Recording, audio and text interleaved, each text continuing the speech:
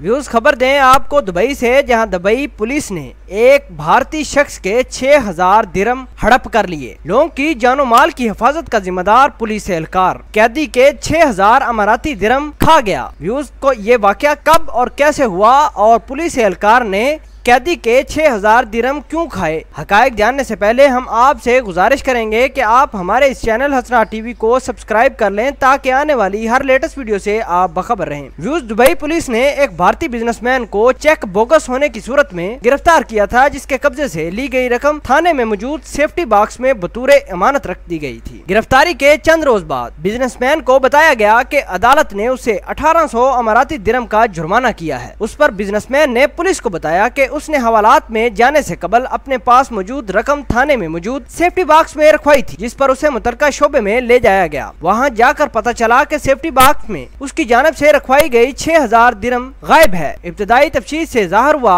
कि एक 20 साला पुलिस एहलकार ने सेफ्टी बॉक्स से रकम चुरा ली है। इस्तगासा की जानिब से पुलिस एहलकार पर चोरी के इल्जाम में फर्द जुर्म आयद कर दी गई। व्यूज आपको बताते चले कि ये पुलिस एहलकार भारत से ताल्लुक रखता था। भारत से ताल्लुक रखने वाले पुलिस एहलकार ने अदालत के प्रिजाइडिंग जज इरफान उमर से रहम की अपील की। मुल्ज़म ने अपनी चोरी का एतराफ करते हुए इस्तगासा को बताया कि इसके सेफ्टी बॉक्स 2 चाबियों से खोला जा सकता है। उनमें से एक चाबी कैदी को दी जाती है और दूसरी चाबी को डुप्लीकेट बनवाकर बिजनेसमैन के इल्म में लाए बगैर मैंने अपने पास रखी थी। मुल्ज़म के मुताबिक उसे एक गिराज में खड़ी अपनी गाड़ी की मरम्मत के लिए रकम की जरूरत थी, जिसके बायस उसने ये कदम उठाया है। जबकि बिजनेसमैन ने पुलिस तफ्तीशकारों के सामने कहा कि अगर मुल्ज़म एहलकार उसकी रकम वापस कर देता है तो वो इस सूरत में अपनी शिकायत वापस लेकर उसे माफ कर देगा। व्यूज आपको मजीद बताएं कि इस मुकदमे का फैसला 16 जुलाई 2018 को सुनाया जाएगा। व्यूज आप इस पूरी खबर को किस तरह देखते हैं? क्या पुलिस के इस एहलकार को एक कैदी के पैसे चुराने चाहिए थे या नहीं? अपना इजहार ख्याल कमेंट बॉक्स में जरूर पोस्ट कीजिएगा। मिलते हैं एक नई वीडियो में, तब तक के लिए आपसे इजाजत चाहते हैं। अल्लाह निगहबान।